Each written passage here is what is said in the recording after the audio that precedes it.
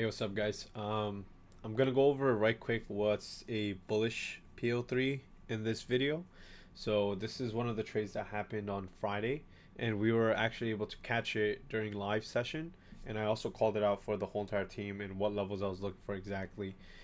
If you guys don't know what a bullish PO3 simply is when price action accumulates, and then it tends to manipulate down, so it traps all the retail traders, and then it pushes right back up, which is what the smart money concept technique is.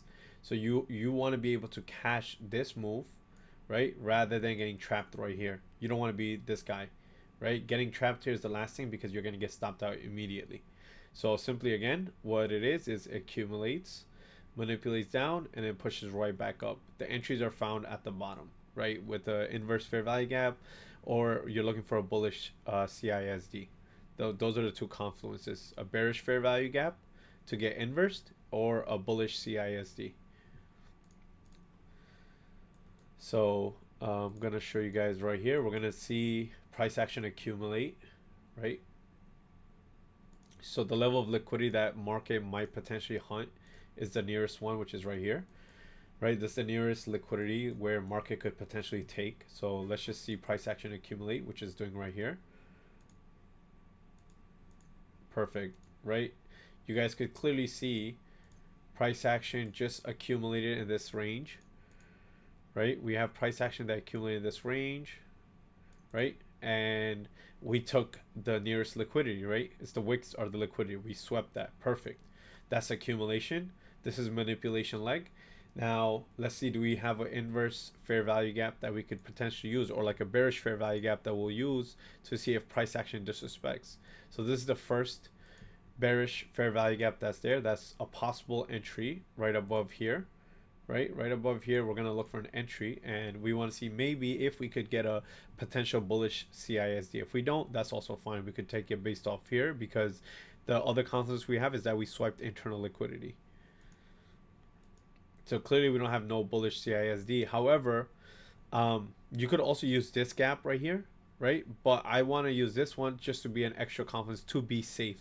The reason why I did not want to use this is because sometimes price action could come back here and reject and go straight down. So what I do is I like to wait for the one that's the actual gap I prefer to use, so which would be this one. And then all we're simply going to do is once we break above, I want to target the internal liquidities, which is here, right? You guys clearly see that we have internal equal liquidity up here, and we have another liquidity up here, and we have our final liquidity all the way up there. So these are three key areas that I'm looking for liquidity price action to get up to. So I'm gonna wait for price to break above this range, and I'm gonna take my long position. So you see we have this big, huge candlestick, correct? So what I'm gonna do is that I'm gonna take a buy, right? So this would be a confident play. So I'm gonna go with 10 MNQs or even 15, because I'm pretty confident in this one. Because it's a PO3. So when I have PO3, I'm pretty confident in taking the trade. So I'll do with 15 contracts. TP should be at the high, right? And then stop loss should be at the low right here, right? We could take it to the low here if you want to be extra safe, right here. You don't have to, but I prefer it to be right here for now, because when you're going heavy size, you'll realize why. But if I was going lighter, yes, I would have most likely put it down here. So we're gonna take this trade and see. This is equal liquidity. This is the high of that New York session opening, and this is the external liquidity at pre-market. And we want to see each one of these levels get tagged in. And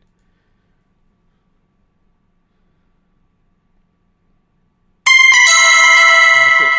Accumulation, manipulation, distribution. Simple as that.